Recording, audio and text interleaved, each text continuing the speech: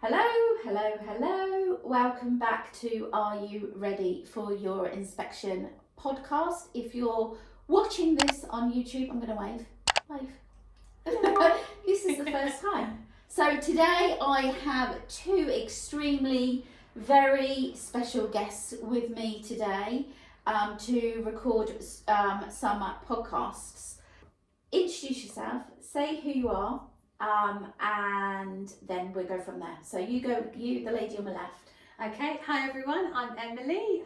I work for Jigsaw as an auditor and consultant. I've been with Jigsaw for over a year now. No way. Yeah. No, it's not. Nearly a year. February I started. No way. Yeah. Sorry, I can't believe it. Crazy. Okay. Where did that year go? I know. Oh my God. Yeah. Okay, all right, okay. And to your left is? I'm Lorraine. I'm part of the Jigsaw field team, so same as Emily, auditor consultant, and I've been with Jigsaw, I think, coming up to nearly 3 years. Bloody hell. Yeah. I've just sworn. So Anthony, if you're listening to this on the podcast, there's a little button that says, "Is there any explicit words?" Oh. And you click it. Did you know that? That's what it takes out. Yeah. Great. So you just have to own up that you swore. Oh, I see. Okay. Okay. So we are going to do a series of podcasts, just a conversation. Okay. And so everybody, I'm gonna start with this one because I love this one, and I think you love this one as well. But I want to talk about the learning walk. We love the learning We walk. love the learning walk Yes. as well. So let's give some tips then. For me, actually no, I'm not going to start with me. I'm going to start with you guys. Okay. All right. So just a conversation. You're probably nervous about being on a podcast and YouTube channel, aren't you? No, That's fine. Yeah, it's it's fun. natural. Absolutely. Yeah, it's natural in the studio. Do it every day. Every day. Yeah. Yeah. Okay. So, tips, learning walk.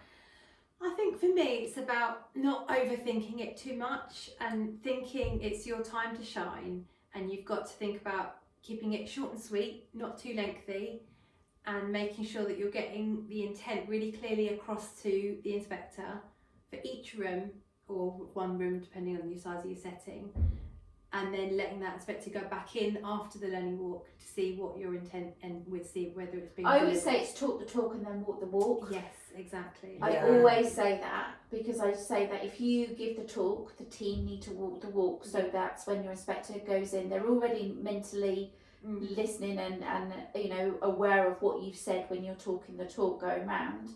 But they need to see that in action, because otherwise you're not going to get that triangulation of seeing it, observing it, and seeing where it goes. Yeah. Is that right? Yeah. Is that what you would say? Yeah, absolutely. Yeah.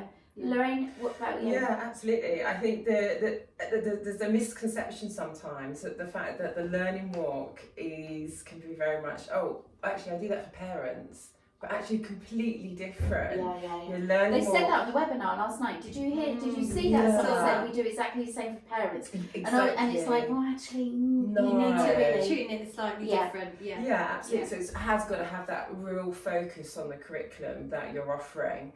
And one of the real top tips that I'd like to really sort of share is the fact, as Emily has said, your time to shine. If you're actually going to say something, we do this. So we've got a lovely garden and the children have learned how to do the planting, etc. They learn about mathematics. So what? Now tell me the story behind that. Tell me what difference that has made to that child, that group of children as well. So what is the impact? So if you can actually bring it to life with a real child, then give examples along the way. Yeah. That's a really good tip actually about giving examples, because actually you can say it and you want the team to show it. But actually, if you say you're a nursery, you went in every room and say, for example, in this room, and actually going back, would you recommend that the setting manager hands it over to Oh, you know, if It's you've got got to be done, isn't it? Yeah. Because you're really demonstrating that your team know the curriculum, they know the intent of the room, and actually your room leader in that room is the most knowledgeable about that room. So actually by passing the manager passing over to the room leader, it just gives that continuity and that streamline effect, doesn't it, for the inspector to see, okay, this is what's happening in this room, and the team leader knows exactly what's going on. Yeah, totally. I think it's so important because actually it's not there's no I in team, and actually as an owner or a setting manager, that inspection is such a huge responsibility. Yeah. Come on, hand it over. Yeah. The team want to be involved. It's not all about you. And it gives you time to breathe, doesn't it? Then while Oh, you're God, handing over yeah, to the team leader, gives you time to just take a moment and collect your thoughts. Right, next room, let's go. It's also empowering, isn't it? It's empowering the room leaders that are in there. Actually, I really know this, and I'm taking accountability as well for my team, for my children that are in this room, and I can actually, as you say, talk the talk. And then when it comes around to actually observing practice in the room, they're going to be walking that walk as well. So I often get asked this, and actually when we go out and do our quality improvement audits, I would say we give quite a bit of advice on, when it's a jigsaw audit, we give quite a bit of advice on our learning walks, because that's the bit they're more scared of. It's not really the leadership and management now, and I always say that the more information you give out in that learning walk, the less you have a learnership and management in the afternoon. Because you've already given it to them. Why would you give it to them twice? And they're storing that information as part of that inspection process, aren't they? And so if there's anything that they need to go and clarify with, they carry on. So thinking about this is a huge E, is time. If I was to say to you, how long should a learning walk be? And I know there's going to be people listening to this or watching this that will go, mine was 2 hours. I can see it. I've already had this story already and I can picture the person that's saying to me, so if you're listening to this, I've got you, you're in my head, where she actually said my learning walk was 2.5 hours. Wow. Now, if I was the inspector, the inspector wants to be in the room. They don't want to be that 2.5 hours. Too long. Way too long. Way too long. Because what you want to do is get your real key points out about your curriculum for every aspect of your nursery, and get that within the room, and get the inspector within the room. It's way too long, and I think what we've come across in our audits as well is the fact that another thing that has come up is use of crib sheet, bullet points, for example. Script. And there's been a little bit of inspectors don't like that. You can't use that. Actually, why not? I think it's when it's reams and reams. Because I've done this before, and again, someone will be listening to this and go, Vanessa, you're talking about me, so I'm not going to name names. I can see it in my head. I'm really sorry, but they had reams and reams and reams of the script. And as it got to the point where I was like, okay, let's move on now, let's move on. And at the end, they said, we've hardly used our script. And I went, okay, you don't really need to think about that script so much that you're missing it, because the inspector's already got something, and if they've got a query, they're going to query it with you. But having reams and reams of paper, I do understand why, but the other thing is practice. Practice with other managers and your team leaders, or or the owner of the setting. But those bullet points, just like I say, short and sweet, and then just prompts them, because sometimes if you get a brain freeze, which you do because it's a difficult situation, those bullet points might just give you that confidence and that prompt, right, I need to talk about the next thing. So. And that's why I now say, when I go out to settings, think about the 6 impacts, because if they can include all of those 6 impacts, which will be reflection, protection, interaction, inspiration, progression and collaboration, if they include those 6 things in that learning walk, they've covered basically everything. And when I did a TikTok video, somebody went, how do you expect us to learn those 6 things? Well, you remember spend, you remember dream, why can't you just remember the 6 impacts? Yeah. You'll remember them. Absolutely. And as you're going around, it's almost like going, so I've got an octopus that's hiding under the arm on this side.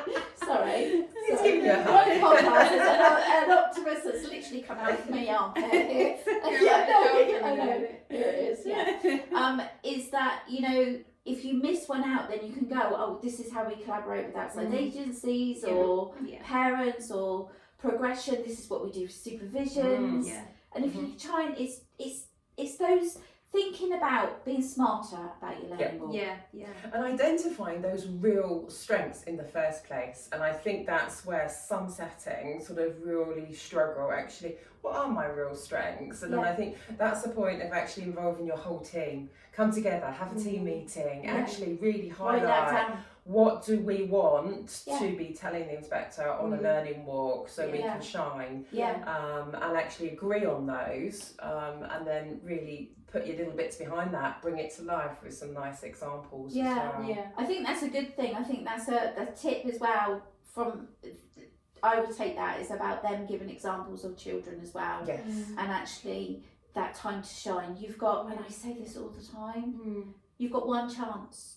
One chance, you know, 6 to, you know, although a setting got inspected yesterday and they were there for 8-9 hours. That was a really long inspection, I know. But it was good, they got outstanding. We'll go with that one. We'll have that one. It's worth it. We'll have that one, thank you. But it's like you've got one time and actually, whereas, you know, you're never going to get those 6-7 hours back, are you? I think the practicing is a key thing. Oh my God. Because the more you do it, the more familiar you are with that style of communicating, and that will give you the confidence when the big day comes. Definitely the confidence totally is coming through, because you know, even though you might not feel it inside, it's actually portraying that outside, isn't it, as well? Because absolutely, you only get that one chance. So make it matter. Make it count. Make it count. The other thing that's quite useful is when you're going into those rooms, is making sure you're introducing the whole team as well. So if your team leader's taking over that, introduce your team, let them know their qualifications. So if you've got an agency member of staff or an unqualified staff member, let the inspector know, and so they can you know, monitor who's in there and what that team consists of. That's a useful thing for the inspector to know. Amazing, brilliant. Thank you very much for those tips. So if you're listening to this, your task for this week would be to get your team together. I think taken from this podcast is get your team together and actually write down what your strengths are and put those strengths in and practice your learning walk. That is something I would say is a real biggie to make it beneficial, bring it to life, and add impact and show that you're adding impact. Perfect. Thank you very much for listening and or watching if you're watching this on YouTube, and I will see you next week. We will see you next week. Thanks, guys. Thank you.